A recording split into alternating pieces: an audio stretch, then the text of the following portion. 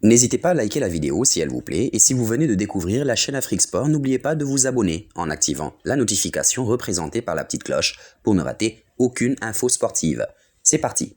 Après 17 années de gloire passées en Europe, Dani Alves est rentré au Brésil. Le capitaine de la sélection brésilienne ne retrouve plus le sourire depuis son arrivée à Sao Paulo et éprouve quelques difficultés à s'adapter au championnat brésilien. Libre après la fin de son contrat avec le Paris Saint-Germain à l'été 2019, Dani Alves avait réalisé un rêve d'enfant en s'engageant avec le club brésilien de Sao Paulo. Mais depuis son arrivée, l'ancien joueur du FC Barcelone oscille entre le bon et le moins bon.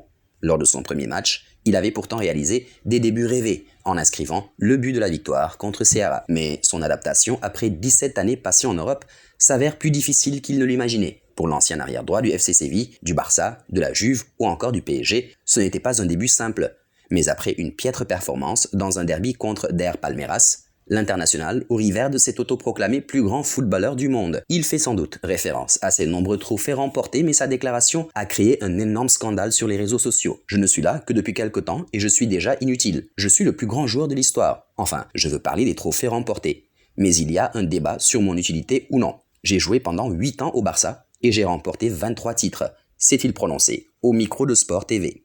Avant de continuer, hier, nous avions demandé combien de trophées Lionel Messi a remporté avec l'Argentine. La bonne réponse est 2. La Pulga a remporté la Coupe du Monde Junior en 2005, puis les Jeux Olympiques 2008 avec l'Albiceleste. Pourtant, Dani Alves n'a pas tort. En remportant la Copa América 2019 avec le Brésil, il s'est adjugé son 40e titre en carrière, ce qui en fait le joueur le plus titré de l'histoire du football. À Séville tout d'abord, avec 2 Ligues Europa, puis avec le FC Barcelone avec notamment 3 Ligues des Champions.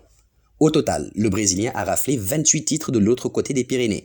Le capitaine de la Seleção a ensuite complété son incroyable collection avec la Juve et le PSG. Et avec sa sélection, sa performance lui promet en tout cas une place particulière dans l'histoire du ballon rond. S'il n'a pas révolutionné son poste, Roberto Carlos l'ayant devancé, Dani Alves est assurément un héritier de son compatriote madrilène. Monstrueux au Barça durant plusieurs saisons, Dani the Dog était alors un chien fou sur son côté droit.